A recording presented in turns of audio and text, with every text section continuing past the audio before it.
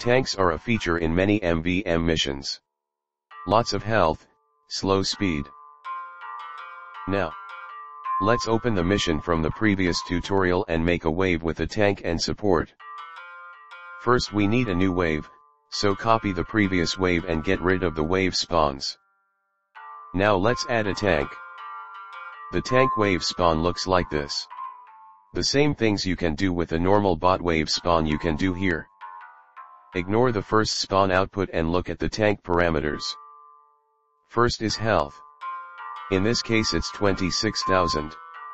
Health should be scaled based on the map, difficulty, how much money you have, what's alongside it and whether it is the final tank of the mission. Check the wiki for good values for tank health. Next is speed. By default it is 75 and generally should be kept at 75.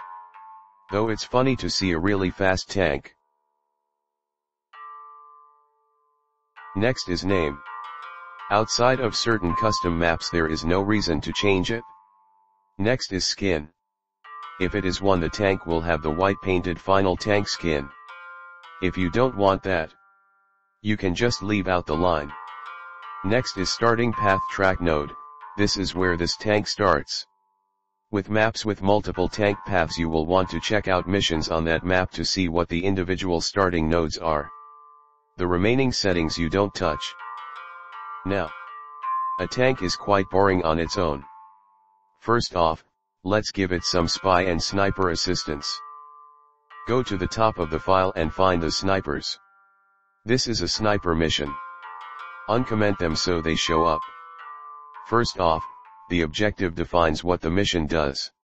In this case, these bots are snipers. They spawn at a special spawn called SpawnBot Mission Sniper. Initial cooldown is the time needed before they first arrive. Where is where they spawn. Begin at wave is when these sniper bots will first appear. Set it to 3 so they help the tank. Run for this many waves is how many waves the sniper mission will be active for. Set it to 1. Cooldown time is how long it will take between the last batch of snipers dying and the next batch appearing. Desired count is how many will appear. Set it to 2. Spies are similar but their objective is spy and they spawn from SpawnBot Mission Spy. So now the tank has some support, but it could do with a support wave spawn. This wave spawn is different than the normal ones due to this line. Support 1. This means that these robots don't need to be killed to finish the wave and don't stop coming. They stop dropping money when you've killed total count number of these robots. Support limited means they stop coming once they reach their total count.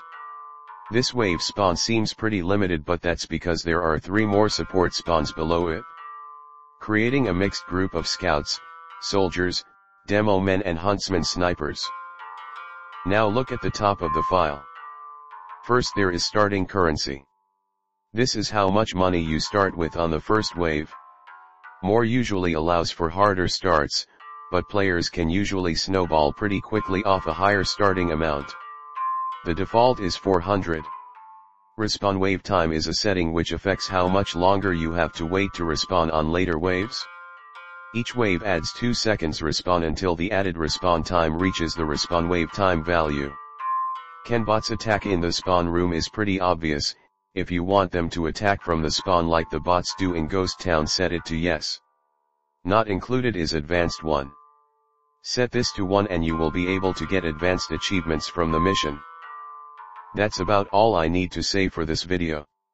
With this information you can make standard missions. However, you'll probably want to wait for me to tell you about best practices, so you don't accidentally make something horrible to play.